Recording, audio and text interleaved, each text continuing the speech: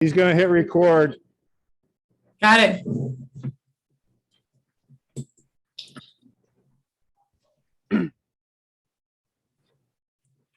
All right, it's 1 minute to showtime. I'm letting everybody in.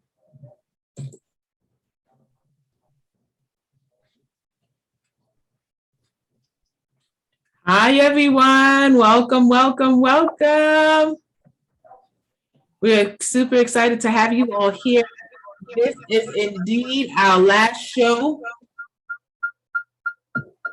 You hear an echo? Is everybody muted? Oh, there we go, Rebecca. Thank you. Hi, everyone. Welcome. This is our last show. We are super excited to have you all. We are doing a holiday brunch. So Chef Tom and Chef Steve have an array of things that they're going to cover that you can do not next holiday, but this holiday season. So I invite you all to sit with your tent doors open as they begin to show you some new and improved things that you can do this holiday. Over to you, Chef Tom and Chef Steve. Hi, everybody. Welcome to Live from the Chef's Apprentice with our holiday brunch edition. And I want to thank everybody for coming out today. We're excited. We have some great ideas for you, some great recipes. And how are you today, Chef Steve? You know, I'm doing okay. Not monkeying around with your bread today? No, not today. Okay, I'm just checking. All right. So, IT guys, if you can zoom in on my table up here, I want to talk a little bit about what we have. All right, a little bit up here. So this is, they were calling him Chef Tom's grandpa chef earlier. So, but because I'm a chef, a lot of people give me chef statues and chef things. And this is actually from my sister, who I think is on the call, Linda. And over here is a little example of a Santa Claus doing an ice carving. And for those of you that know that I carve ice, I actually collect those kind of things. So those are some of the things that we do in my house. And I'm sure everybody has something different. So today we're going to be doing all different kinds of things. We have some oatmeal up here, some different types of breads. You always need to have a seasonal wine on hand. All right. But I also want to talk a little bit about this. This is the Chef's Apprentice Cookbook. It came out last December. All right. And our first recipe today is going to be, part of it is coming out of the cookbook, and it's baked oatmeal. So this makes a great last minute holiday gift. If there's somebody on the call from the bookstore, if you could put the link in the chat. We still have a few to sell, not too many. We actually sold quite a bit. But this is these are recipes in here you won't find anywhere else. So, all right. So our first thing we're going to do is a baked oatmeal recipe, and it's very simple. And I actually added some other touches to it. The recipe in the cookbook is basic, but you can make it any way you want it with your garnishes. So, have a cup of milk. 2 eggs,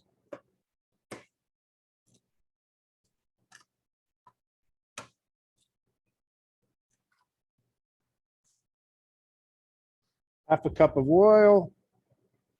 I just use regular vegetable oil. This is baking powder, 1.5 tablespoons of baking powder, cinnamon and nutmeg, also a little bit of salt, and then a 1/2 cup of brown sugar. I'm just going to mix that up real easy. This is a great recipe if you're a busy person, because you can make this recipe on a Sunday night, bake it off, keep it in the fridge, get up in the morning, you want something that's a little different.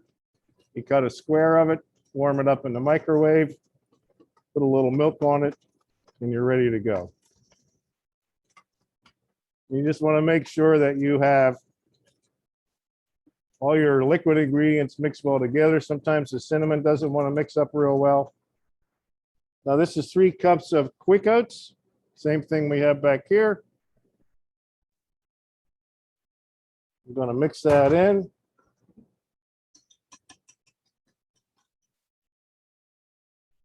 And I have a third of a cup of white chocolate chips and a half a cup of dried cranberries. I know the blurb for the show that went out said raspberry and white chocolate. Well, I do have that, but I didn't buy enough raspberries to do two. So that's what's nice about this recipe is you can do other things with it.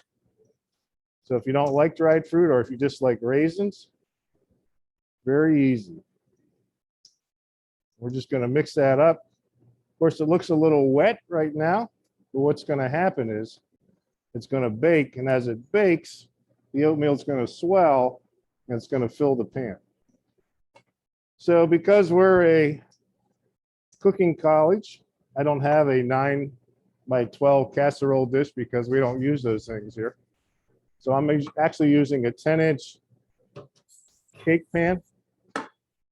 I'm going to spray real well. I'm going to put my baked oatmeal into that. You see how easy that was to come together? It takes a little more, probably takes about 3 minutes to mix the ingredients, but about 5 minutes to put them all together. And then the rest of it, you just smooth it out.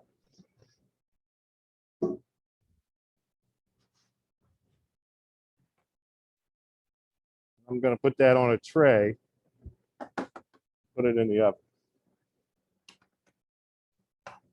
All right, Chef Steve's going to do the next recipe. The next recipe is actually a recipe that Chef Steve and I will be doing on the stage at the farm show on January 11th for Potato Day. All right. That's right. If anybody have any questions about the baked oatmeal thus far, please feel free to drop it in the chat. All right.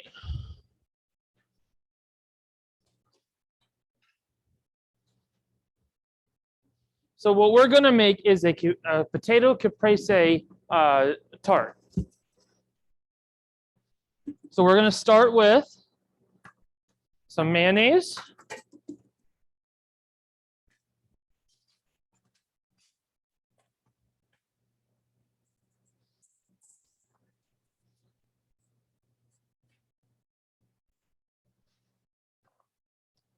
Got some onion powder. Black pepper. Garlic powder. And some salt.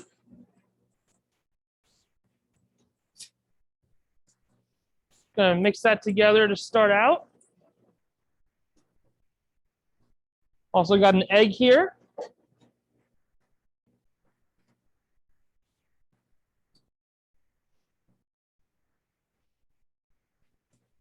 What we're doing is we're making the binding agent for our hash browns.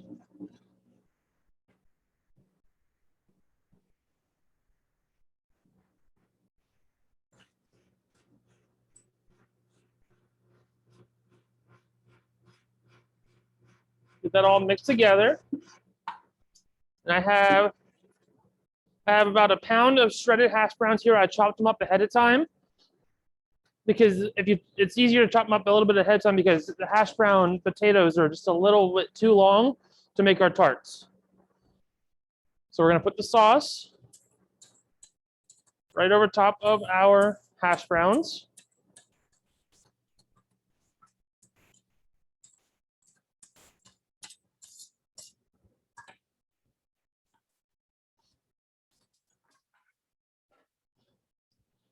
Just gonna mix up them all together.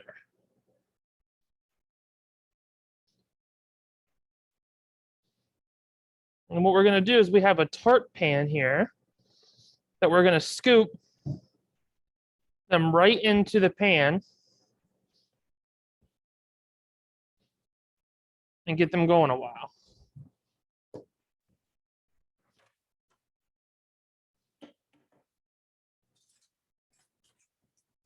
I'm gonna spray them really good.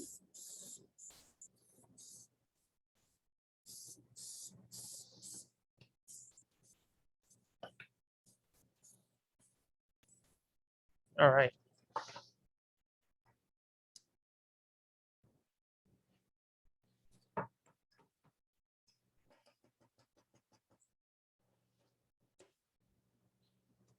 Just gonna take the scoop, drop it right in each of the slots. And it's gonna be loose, but that's okay.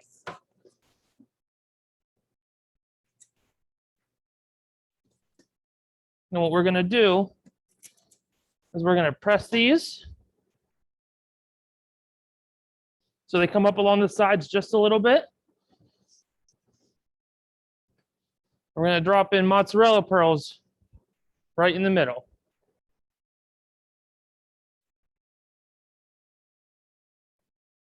It's like a bird's nest.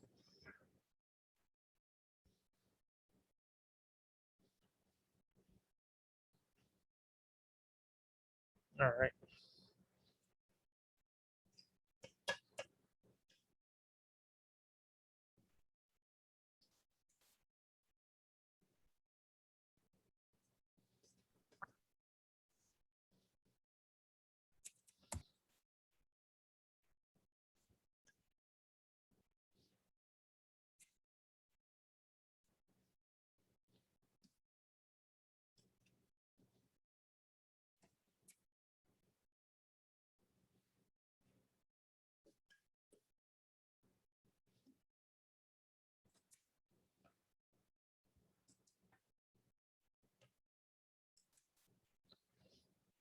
All right.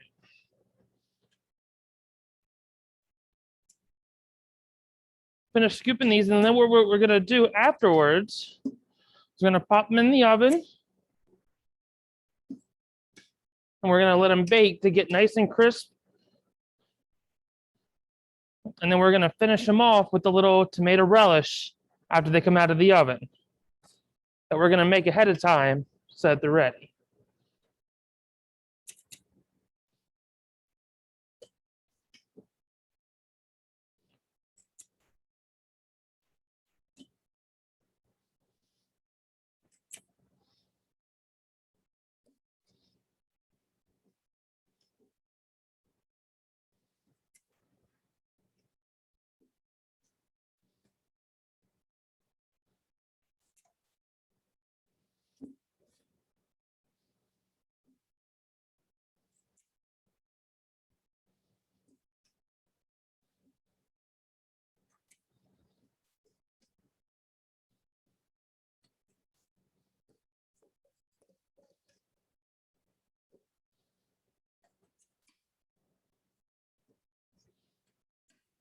Always my judgment in your favor. Thank you. I think I just.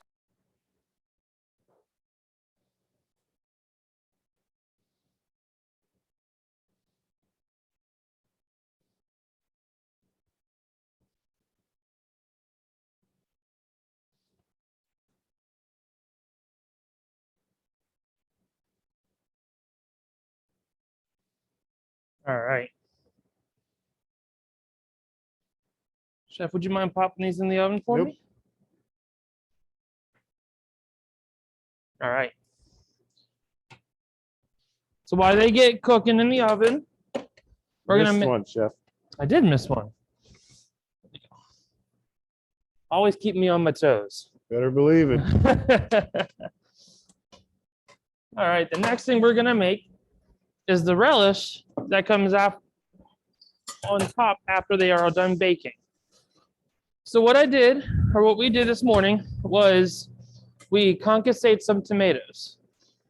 So for those of you who don't know what concassate means, is you take a tomato, you score the bottom of it, put it in boiling water, and what happens is the skin peels off the bottom, and then the skin just comes right off, so you don't have any of the tomato skin. That's how they make salsa a lot of the times. And then what you do is you don't want the seeds in it, so you cut it in half and take a spoon and you scoop out the seeds with the spoon. And you're left with just the flesh of the tomato. So we're going to throw in some onion, oil,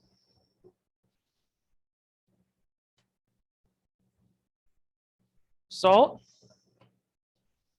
pepper, balsamic, and a little bit of sugar. And we're just going to mix that together.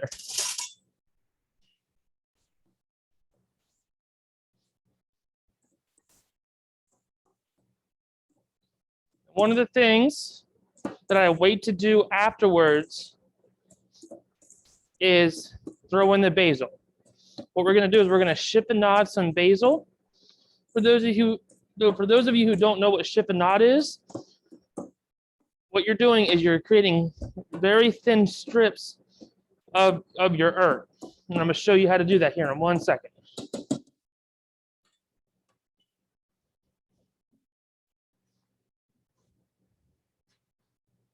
Thank you, Chef.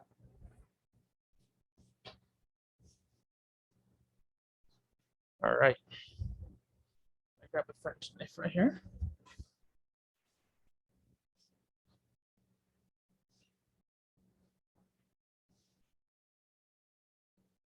So what you're going to do is take your basil and lay your leaves out. I picked this off the vine this morning because you don't want any of the stems. And you're just going to stack them on top of each other. And then what you're going to do is roll them all together. And then just cut down.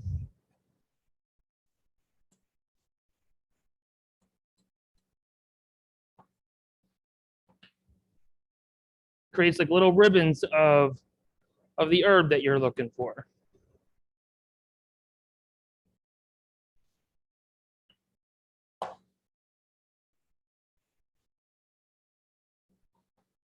All right. I'm going to throw that in our mixture. Just fold that on top of each other. Then we're going to set this aside for when our tarts get done in the oven. All right.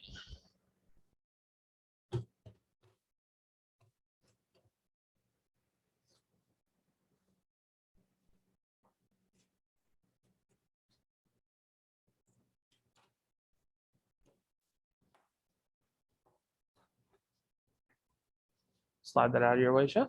Thank you. All righty. Excited to see the tarts.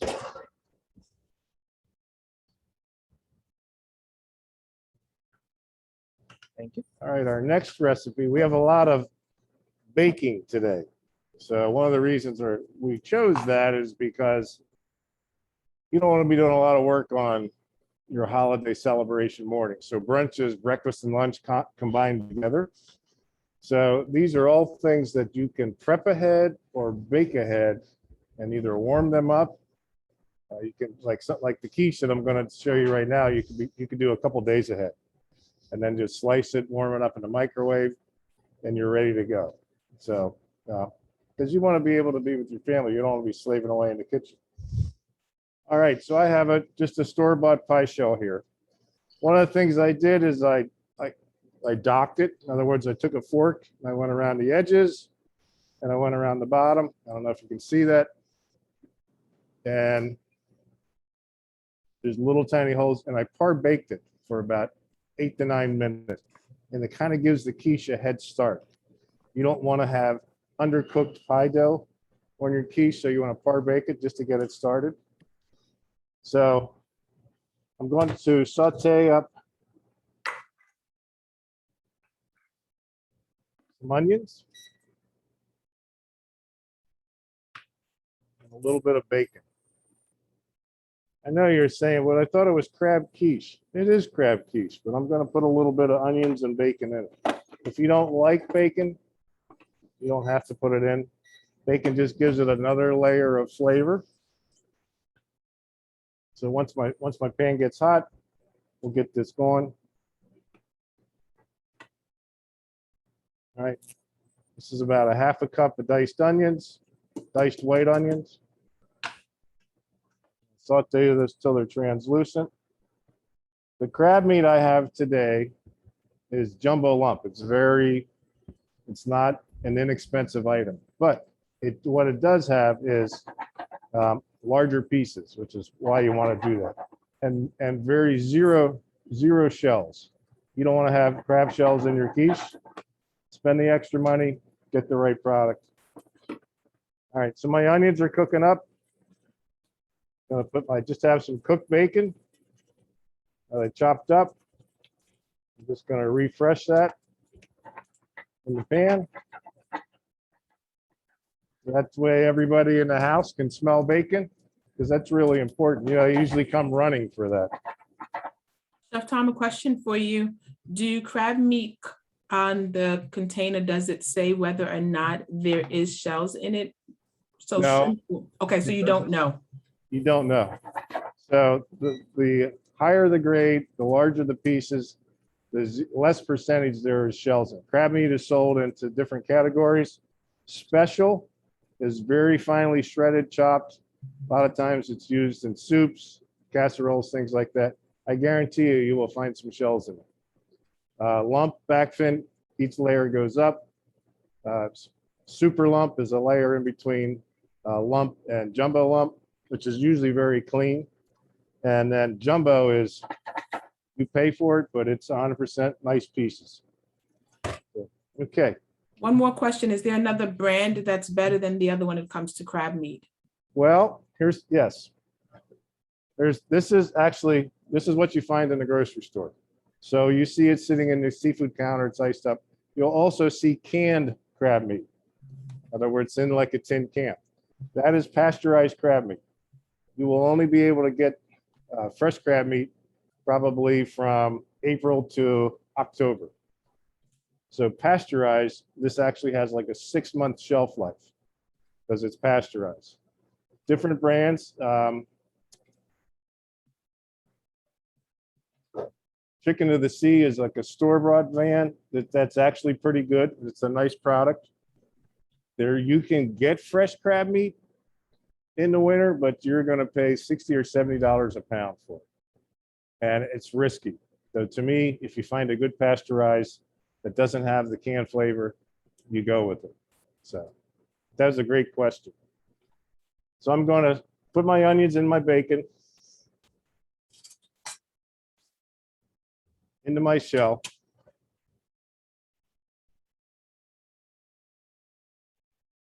I'm just going to spread it out.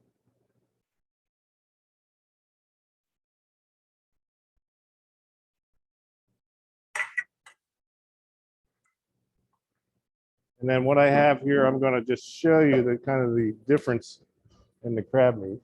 Give me a half tray. So you can see that, if you guys can get a close up of that. Those are nice, beautiful, nice big pieces of crab meat.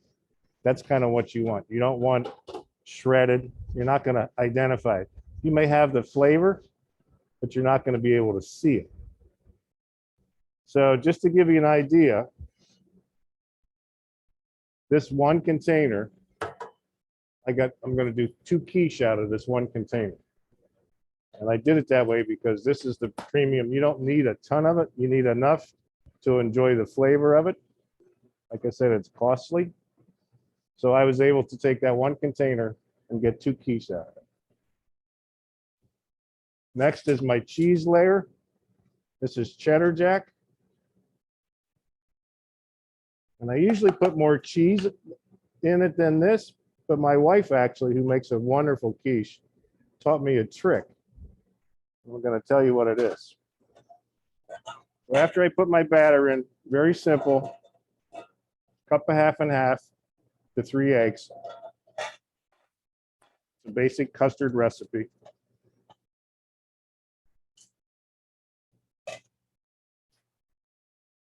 Can't crack with a glove.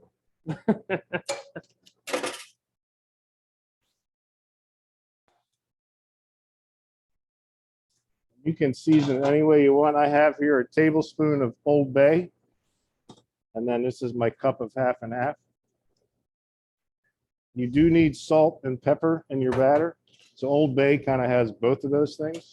And if you like it hotter, you put a little bit of hot sauce in here. Actually, they've come out with an Old Bay hot sauce that's really delicious. So make sure my batter is mixed well.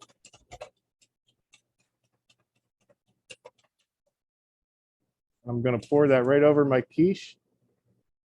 Should be just the right amount to fit in there.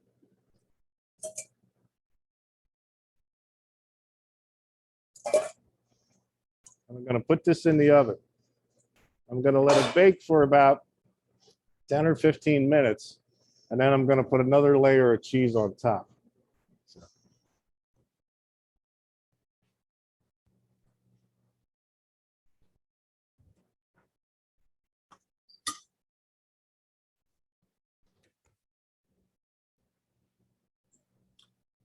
Real Tom, quick, can- yes.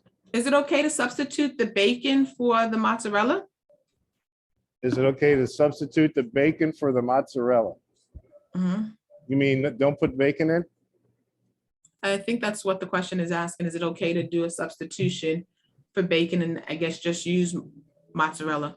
Yeah, if yes. Quiche is like, I always say quiche is like the word omelet. You can, whatever you put into it can be your signature dish. And yes, if you like a little bit more cheese and you want to put mozzarella, that's fine. Yep, absolutely. So I have a finished product here. This is actually the oatmeal. This is one that we did this morning. See if we can get a close-up of that. All right, so this is our raspberry white chocolate chip oatmeal. All right, out of a cake pan. I put it in the refrigerator just to let it cool. And before we're done today, we'll cut a piece of that. So, but it came out very, very nice. So.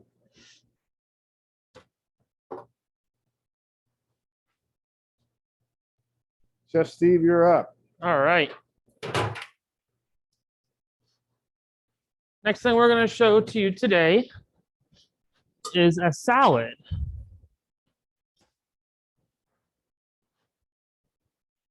And this is going to be a different salad that many of you might not have seen before. What we're going to do is make something known as a wreath salad. And it is exactly like it says. You're going to create, your greens are going to be the wreath, your dressing is going to be in the middle, and then you're going to have some garnishes on top. So we're going to start with making our dressing.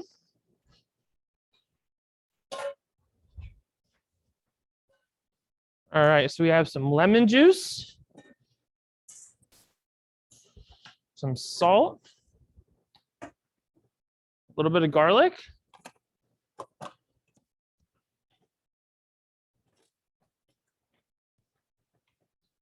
and Parmesan cheese. What we're doing is we're making a simple vinaigrette.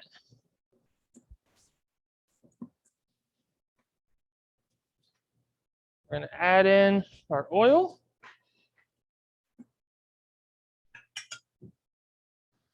Just whisk that all together.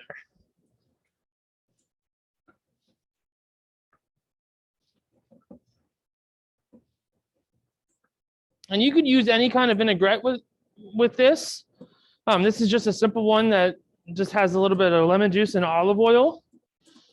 You could do a balsamic vinegar if you would like. It's all your preference about what you like in a dressing. All right.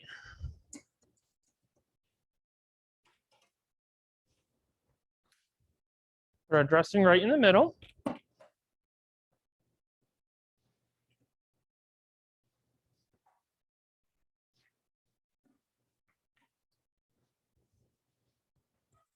I have a combination here of kale and romaine.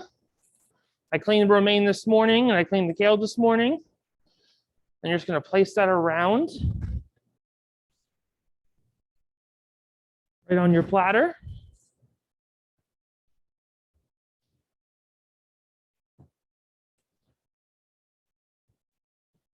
And this is something you could do well in advance before your meal, so you have it ready.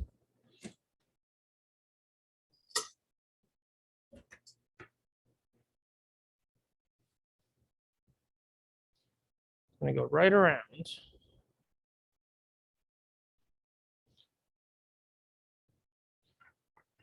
All right. One of the things I'm going to show you today is how to use and clean a pomegranate as well to put in our salad. So what you do is you have your pomegranate here. You cut a circle around the bottom here, and get that out.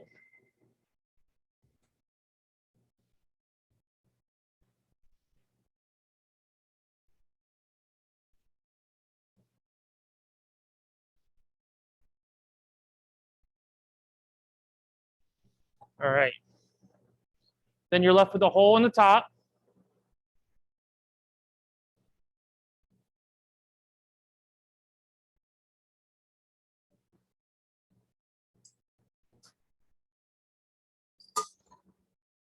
Hang on 1 second. All right, you're left with a hole in the top here. And that's where you make your cuts down the side of your pomegranate before you peel it open.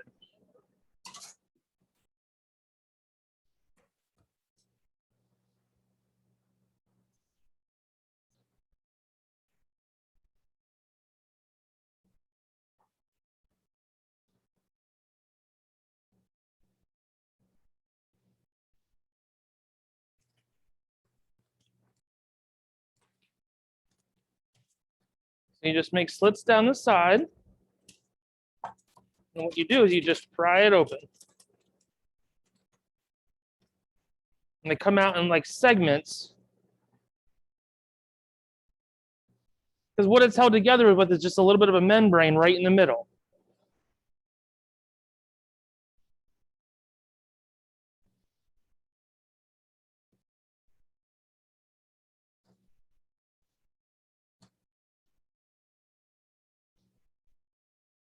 What you're going to do, just peel them back, get some of the nice seeds and just sprinkle them over top of your greens.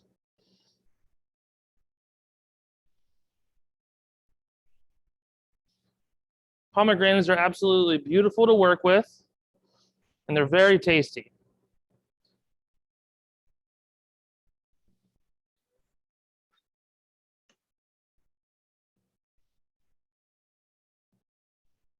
Just prying them open here to get some off for our salad.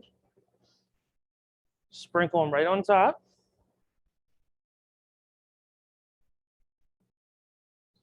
That's a nice little color to your salad. All right.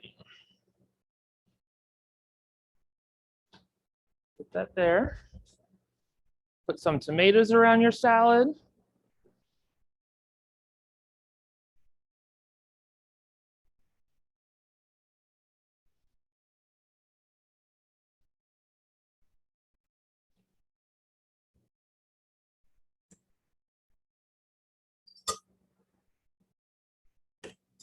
And you could put anything on your salad that you would like.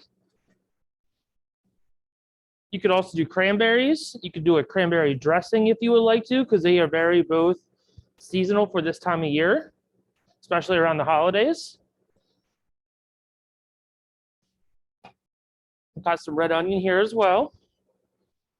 It's a variety of different colors on your salad.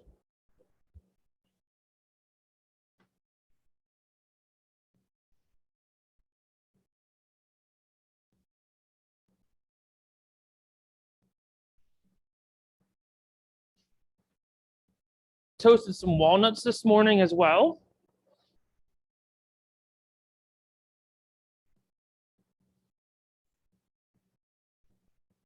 So right around the rim of it.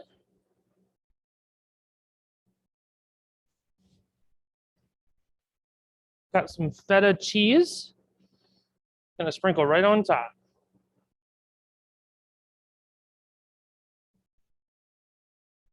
Then I'm going to show you something different that you could do,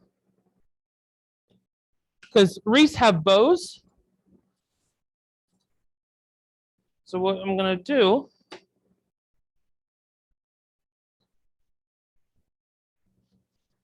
is use some red pepper.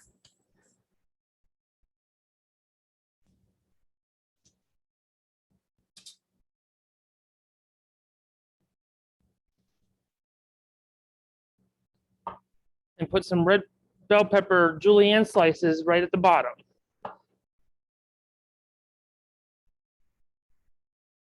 Kind of a fun and festive way to create a meal out of some greens.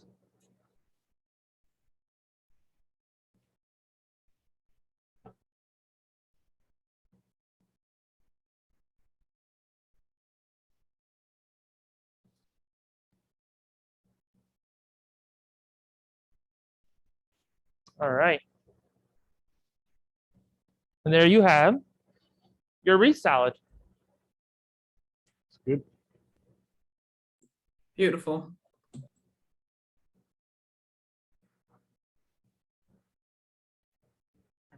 Thank you. All right. Clean up some stuff right here and we'll move on to our next recipe.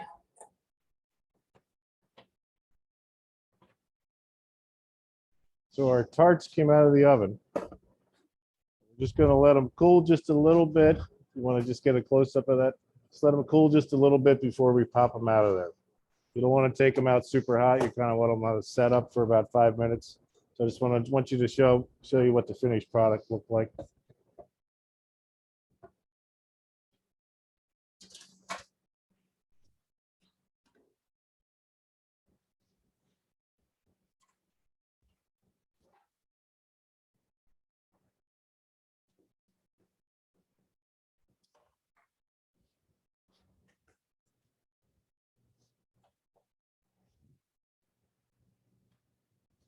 This is also the oatmeal. It just came out of the oven. This is the white chocolate cranberry. So again, we're going to let this cool. This is the same batch as this. All right. You never try to move anything out right out of the oven, these kind of baked goods. Let them cool. They'll pull away from the pan a little bit. So it'll probably take about 15, 20 minutes. And then if you have to loosen them up, you can. And then I just put like something like this on top of it, invert it to get it out. And then I cool it on a rack to get the finished product.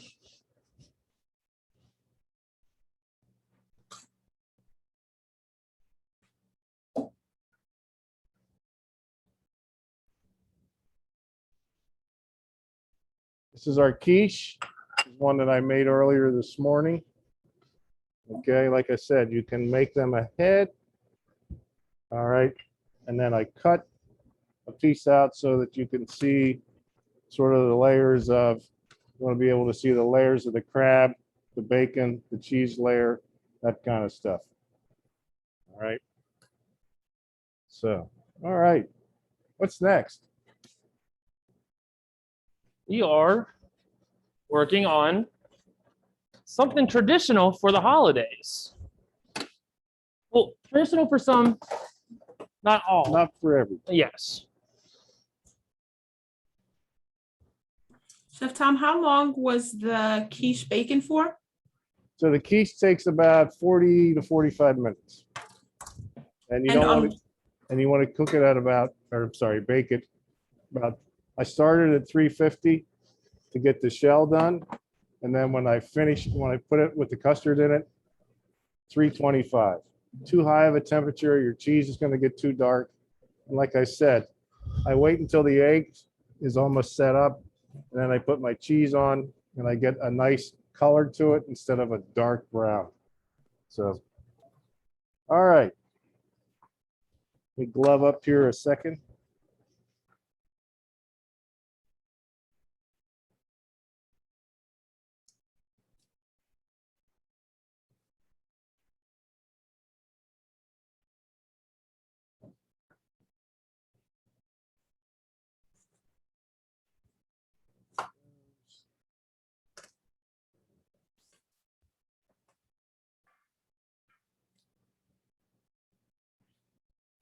Okay, so I bought a very small ham. What I have here is, this is the time of year if you go in the grocery stores, there's all kinds of deals on, 200 points, get a free ham. And there's different types of hams. Spiraled ham is exactly what it says it is. It's already spiraled through the meat, and as you bake it, it comes off the bone in thin slices, and they're okay. There's nothing wrong with this. I'm a chef, so I prefer to cut my own because I want to determine my own thickness. So this is part of the ham that's near the shank. So that's why you'll see this. All right. But it's also a cured ham, but it's not 100% cooked ham. Some of the different types of hams you'll find in the grocery store, you'll find that what we call football hams. BRT means bone rolled and tied, and they're smoked. and you can slice them off and eat them ready to go. You can slice them on a slicer, you can dice them up, put them in an omelet, and you can bake them. All ham are cured of some sort, either salt cured or sugar cured. So what I did with this is I took some Dijon mustard and I rubbed it all over the ham. And then I sprinkled some ground clove on it. And then I rubbed some brown sugar on it. And then I put a little bit of ginger ale in the bottom of the pan. So you get this nice crust. Okay, because that's what I want. So what I'm going to do, and this is something you can do the day before, the morning of. You can slice it and put a platter together. If you want to kind of control how much you're putting out, sliders are a great way to do that because you can make small sandwiches with your ham, and then they can have as many of those. So we're also going to make a sandwich sauce for this. So what I have here is some peach preserves.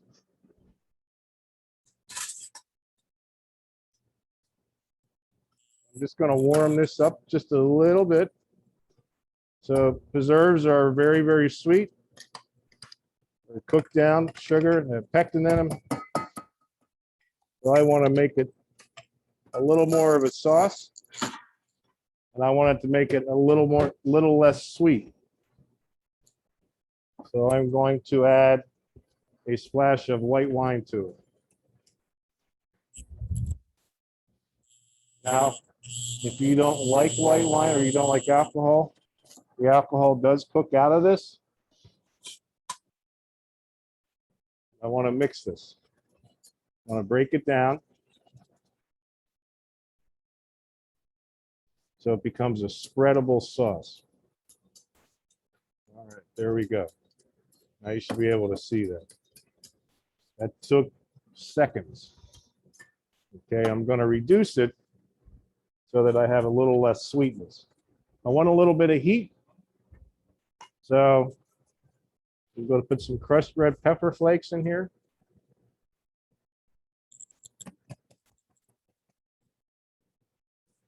This is the same thing you put on pizza.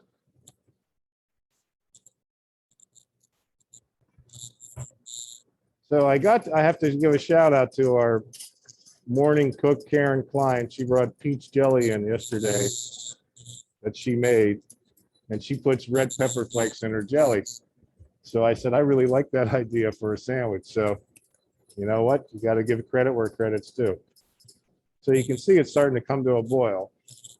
All right, so that means that as it comes to a boil, more steam is coming out so that it's going to reduce a little bit. I'm going to pull that off of there. It smells good. And let it settle down. So all the flavor is extracted from the pepper. All right, Steve, I have that counted out. So Gotcha. no drinking the white wine while I'm slicing the ham. All right, so now you can see the difference. It's very saucy. We're going to let that cool down a little bit before we spread it. And then I'm going to bring the ham over here. I'm just going to start taking it off the bone and then slicing it. Okay.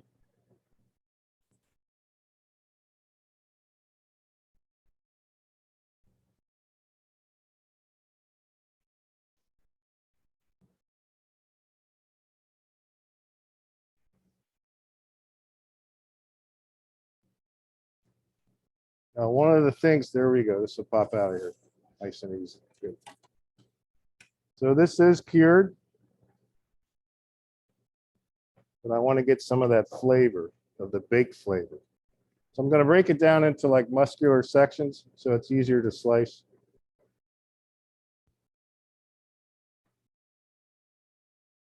If you kind of tug on it, it'll pull away where the muscles are.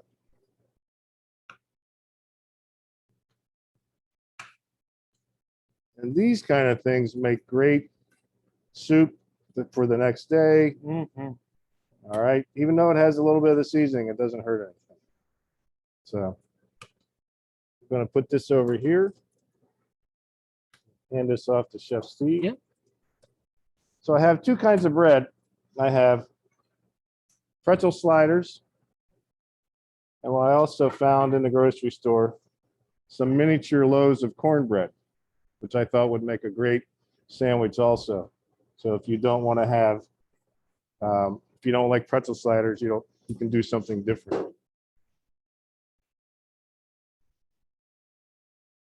So my goal is to get a nice sharp knife.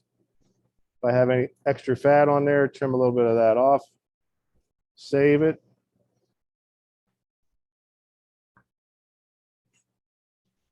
I'm just going to remove the first part, the baked part, a little bit of that crust. And now I'm going to start slicing. Now this is like room temperature. So it's really nice. I'm going to slice thin. It's not super hot. If you wanted to put Swiss cheese on here, if you want to put cheese on here, you can. You don't have to. All right. Make sure you have a nice sharp knife. Cut it thin. Don't cut it thick. Tastes better thin than thick. So we're just going to build our sliders. Give me some of those up here. Mm-hmm.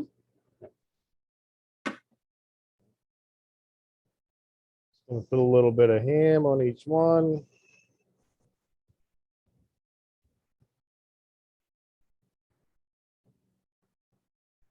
This is a great way if you're having a lot of guests over, you're trying to get a little more maximum out of your budget. This is a great way to do that. It could be an hors d'oeuvre.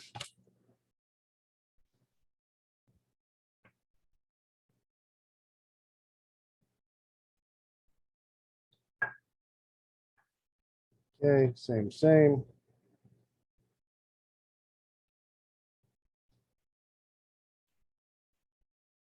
And Chef Steve's going to put a little bit of sauce on top of each one.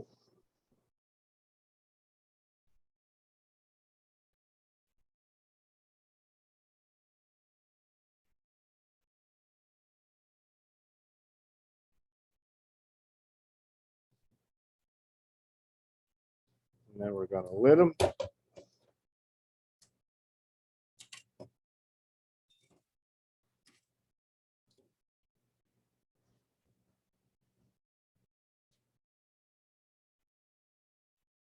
It's a very easy make ahead type thing. Once you get the ham baked and the sauce baked, if the sauce is pulled down, it goes a little bit better. And then easy. So people come and grab and go, and you have a nice meal. So, Steve, are you still monkeying around with your bread? You know what? I am. Okay. So, Chef Steve's gonna monkey around with his bread just a little more longer. All right.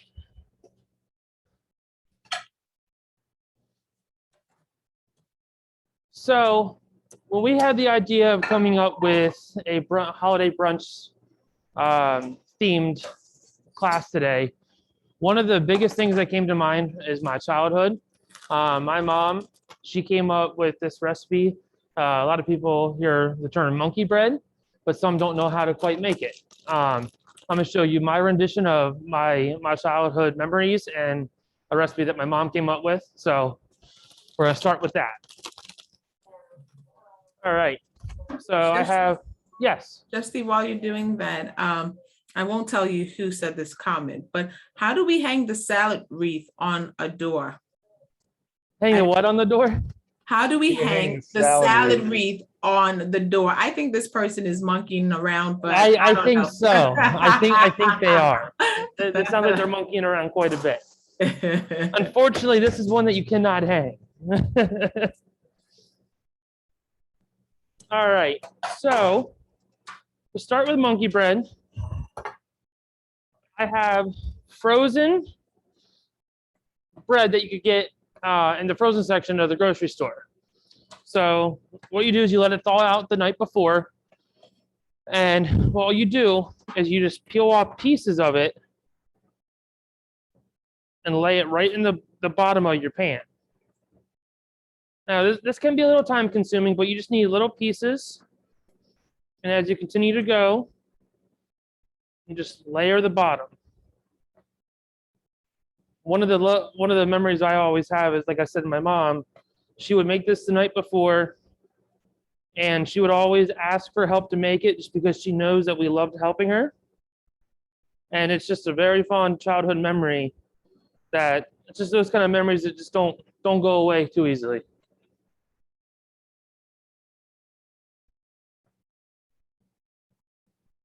All right.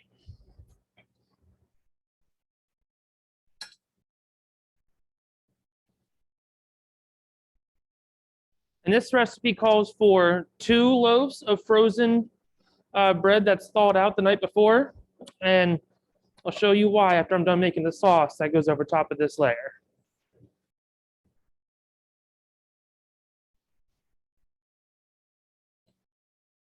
All right.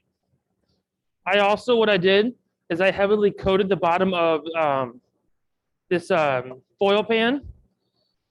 And also using a foil pan makes it really nice for cleanup. You could also do a 9x13 pan, but foil pans work just as good for this. Because once it's done, you could just go ahead and get rid of it. All right, we'll come back to this in a second. I'm gonna start with some butter.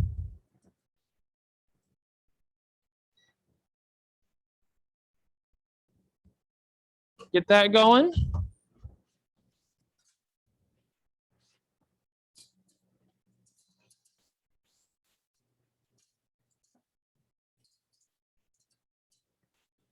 I'm gonna throw in some milk as well.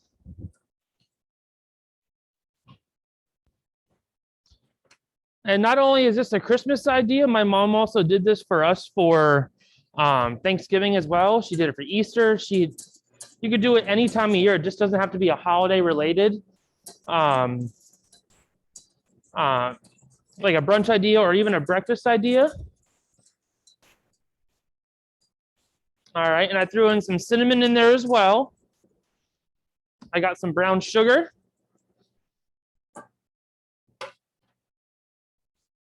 Just gonna whisk that in all together. Then I also have cook and serve vanilla pudding. Spot right at the grocery store.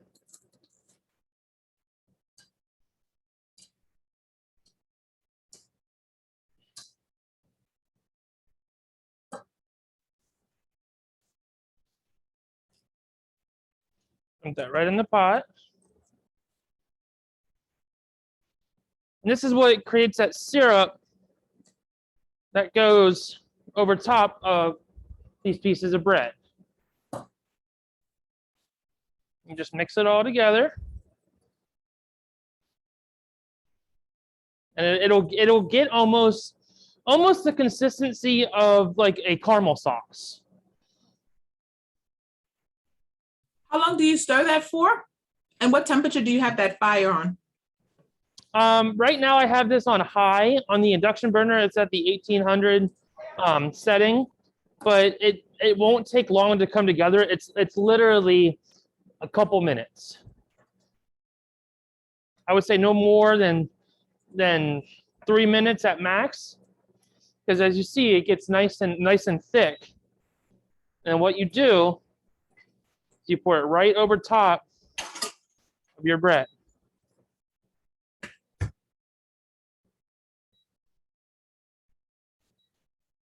You want to make sure you get all of it on there.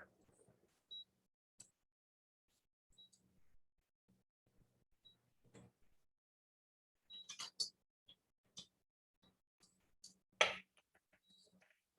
right.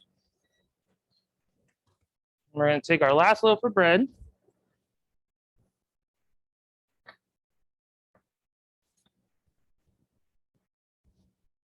You can, if you wanted to, if it sticks to your hand a little too much, you can use a little bit of flour on your hands. It'll be fine.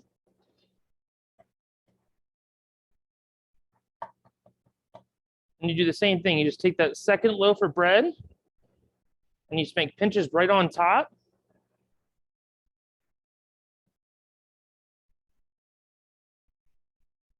So essentially the bottom layer and the top layer are the same. And the sauce goes right in the middle. And then what happens is, so you're supposed to let this rest for 2 to 3 hours, just so it gives the bread enough time to puff up and proof a little bit. So Chef Steve, we have a question for you. It says, if you use a foil pan for bacon, does it go directly in the oven or should it be used as a lining for a bacon pan? So you could do it a couple different ways. You can bake directly right in it. It works the same way.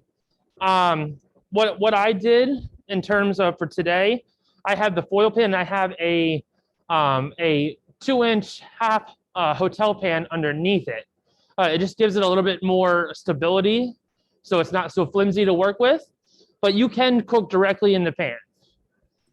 Thank you. You're welcome.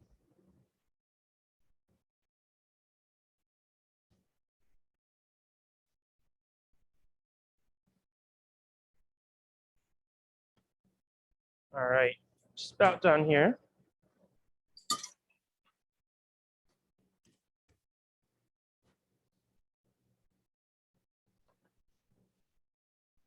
And once I'm done putting this on top, and after it sits for about 2 to 3 hours, and it will puff up a little bit, what you do then is you place it in an oven at 350 degrees for about a half an hour.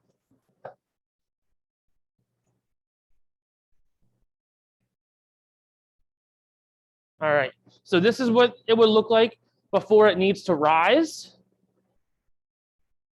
So you have your dough on the top, your dough on the bottom, your sauce in the middle.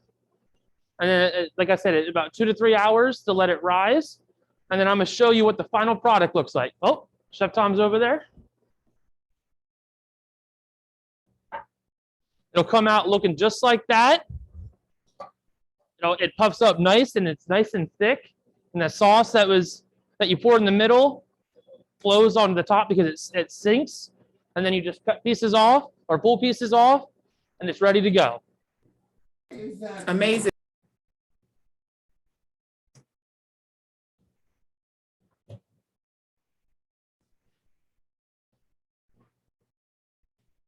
All right, through the magic of television, we now have the finished Caprese Potato Tarts. So if you guys can get a close up of that. Oh, looks good. So I let them cool a little bit, and I put them on a triangle plate to make them look like a Christmas tree. But yes, very easy. Key is to let them come out of the oven, let them kind of pull away from the pan, and then you put your relish on top. So we have one more recipe to do for the holidays. And this is actually a beverage.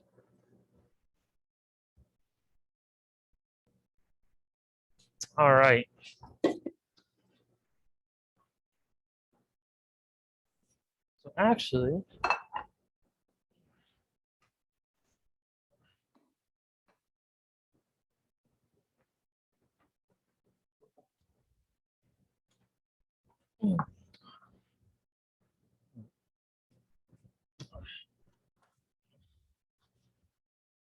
so one of the most common things around, especially Christmas, is eggnog. So what we're gonna do is we're gonna make a cookies and cream eggnog drink, but we're actually gonna do it in the form of shooters that you could serve for the holidays.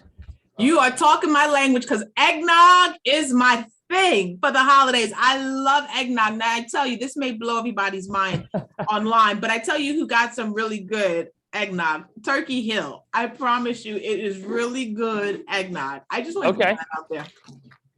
Not better than yours, of course, Chef Steve. I'm just saying, it's a close second. Understandable. So what I'm gonna do is just pulse some Oreos right in the food processor. And what this does is it makes them more like the crumbs, so you're easy to work with.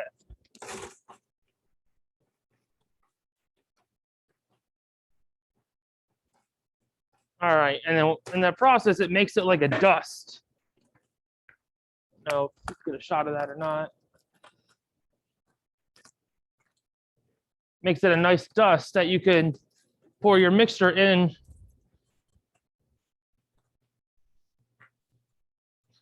Next, we're going to pour in our eggnog.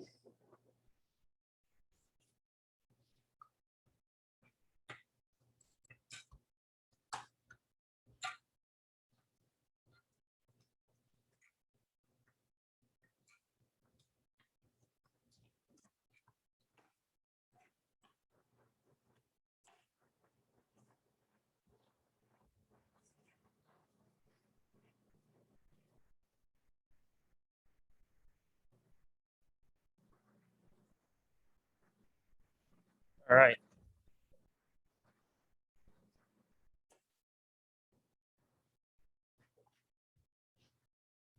As you add your eggnog in, it combined all those cookie crumbs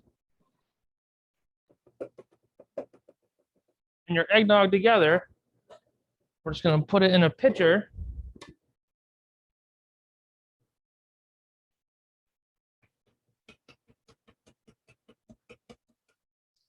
Make it nice and easy to work with.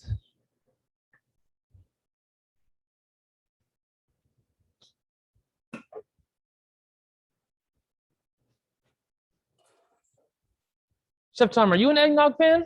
I am an eggnog fan. Cindy, I want to tell you the best eggnog I've ever had is when I was the chef at Holy Spirit. I inherited a recipe from the chef that was there before and everybody liked it. So I said, okay, I can continue to make it that way. We actually used eggnog ice cream and let it temper and then put it in a mixing bowl and added more eggnog to it. Huh. And people loved it. It was real frothy from the air from the ice cream. And you couldn't make enough of it. I will honestly say I'm not a huge eggnog fan. I've never have been. I tried it whenever I was younger and tried it again whenever when I got a little older, and still to this day, I just can't. I'm not a huge fan of it, but I would never turn it down if someone offered it to me. I am a huge fan of it. I look forward. That's one of the highlights for me for the holiday season. You know how people have things they look forward to? I look forward to eggnog and I look forward to fruitcake. Okay. Fruitcake? Fruitcake. Yep. Yeah, Fruitcake. I like a good fruitcake. Not many people do though.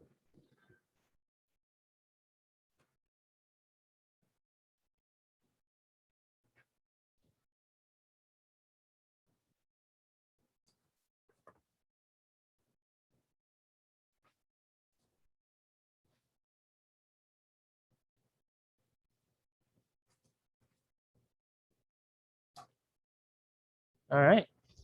Okay. We're gonna back this away here so we can have more room to Mm-hmm. put these guys down. I promised I would cut the oatmeal, so we're gonna cut the oatmeal.